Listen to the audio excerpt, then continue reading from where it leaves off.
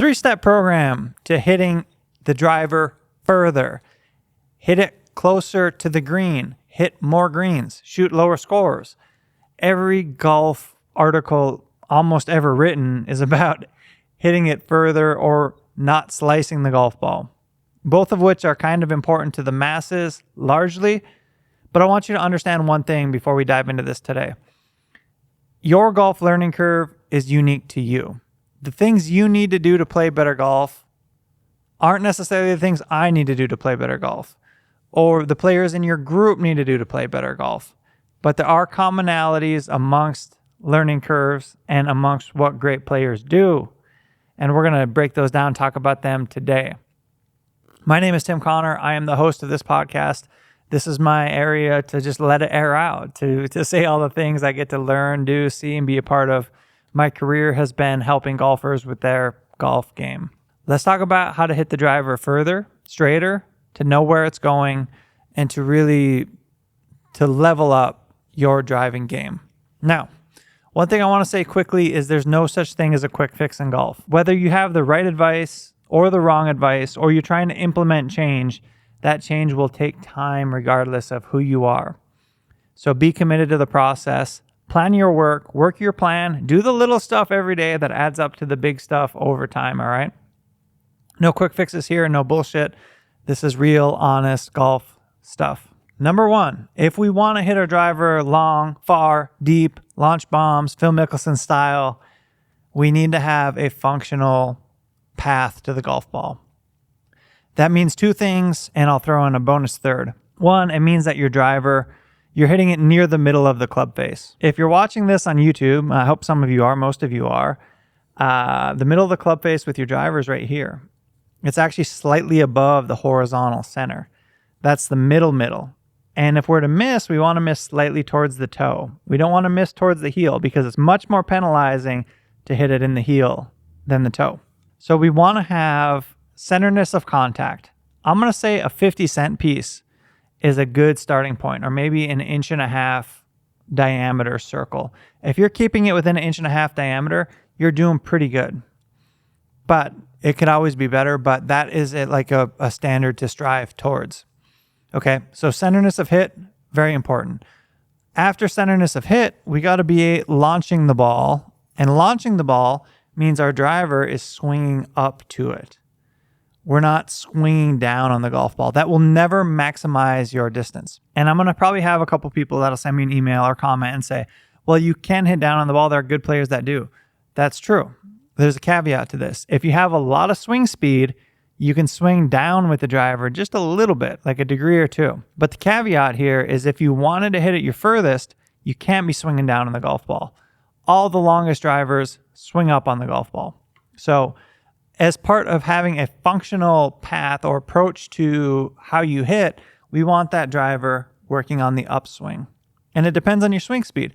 The faster you swing, the less you need to swing up on it. The slower you swing, the more you need to swing up on it.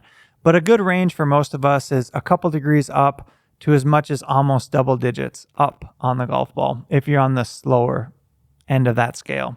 And finally, if our driver's approaching the golf ball, we want approaching the golf ball on a swing path that's headed towards our target or slightly inside out, or if it's outside in, just a little bit outside in. All this is really saying, and I want to distill this down and not get too much going here as far as diving deep into rabbit holes, is if we want to hit something hard or square, we want a square-to-square glancing blow. We don't want to be hitting it or brushing it from the side. We want good square impact, and that goes for the path of the club. All right. Now, functional could be a couple degrees outside in, as much as high single digits inside out. That is kind of that range, what I would consider the acceptable zone for players and their swing paths and what would be productive with a driver. I really like a couple degrees inside out, but like I said, there's variation there. It's not a one size fits all program. So we have centeredness of hit. We have angle of attack. We have a swing path that is relatively square to the target. And then to add to that square to square kind of thing, we want our club face, this sounds so silly to say, but it is 100% so true.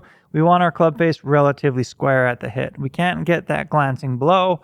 if we have a glancing blow, we're just going to depreciate our distance. So we're hitting up on the ball, we're hitting it in the middle of our club face, and we're hitting it relatively square. We're doing everything within our power for our delivery to maximize our distance. That's like the first hurdle to distance. Now, if we're doing that, some of you are, some of you aren't. A lot of you aren't doing that stuff we just talked about. That's your first hurdle.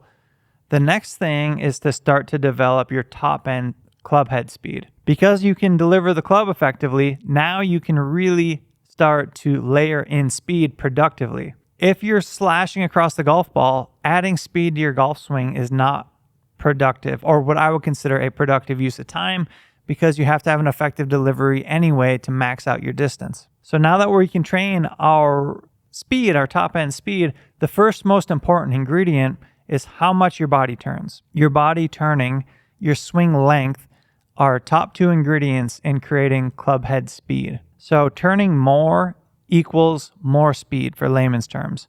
That goes for in the backswing, and then turning through into the follow through. The follow through is going to have a point of diminishing returns. You don't need to turn more in your follow through to swing faster. If you're turning so your body's facing the target and you follow through, that's far enough. In the backswing, there's also a point of diminishing returns, but know that the longest hitters swing the furthest. But if you're looking to play great golf, anywhere from 90 degrees of shoulder turn to say 115 or 120 degrees of shoulder turn is kind of that green zone range of acceptability where you could play from. And then the more you turn, the further you can hit it. So if you want to be a long bomber, you have to really turn. Now, I said shoulder turn, and shoulder turn's a good point of measurement. But the thing that really activates shoulder turn for most people is your hip turn.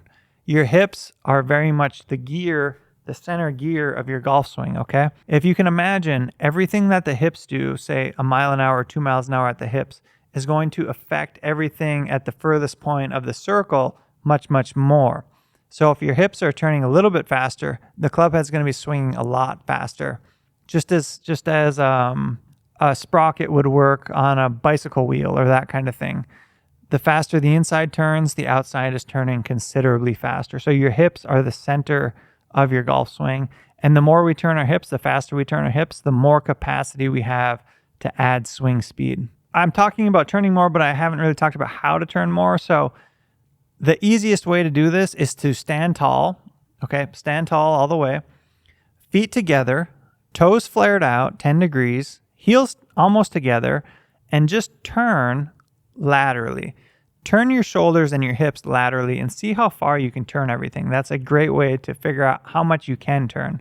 Once you've figured out how much you can turn, you can add that side bend or shoulder tilt, and that puts you in your golf swing position. That will kind of get you a test for what is my maximum range of motion, and then what does my body feel like when I get there, and is that something I can come back to? Let's say you're delivering the club well, you are turning far, so you have these great foundational pieces.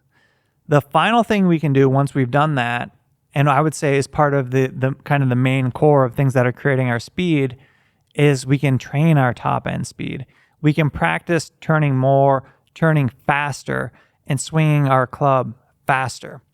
All right, now there's a lot of little chains along the way that are going to help you to create those final last bit of speed. But for most of you and most people that practice golf, they just haven't actually trained that top end, where they're just practicing some amount of time. And what I would recommend is 5 to 10% of your time practicing swinging as fast as possible. So what does that look like? Go in your backyard, go somewhere you can swing safely, and just swing that club as fast as you possibly can. And that might be 5 swings when you're starting, and then maybe you train up to 20 or 30 swings. And then the longest hitters in the world, they're doing a lot more of that. And you'll start to feel all these little things that will help you add up to the big things that is the net speed that you're creating. But this is what I would consider to be like your 3-pronged approach to what are these foundational core pieces that you need to help you really start to build and add speed. And they're all very important pieces. And then this final stage, I mean, I could podcast for this for hours and talk about all of these end range kinetic motions that can help you add more speed. But for today, I wanted to really get to the big topics, the things that I think most people need and need to work through. And then maybe we can work towards the finer topics. That's how I tend to approach golf instruction in general, is we want to get the big concepts, the big stuff, and then we can whittle down, whittle deeper, and work on the little things. Because the big things are going to have the most impact on your golf game. Anyway, you all, thank you so much for hanging out for another podcast. Work hard, do a little bit every day, do the little things that add up to the big things. My name is Tim Connor. I appreciate you hanging out. I will catch you back here, same time, same place, next week.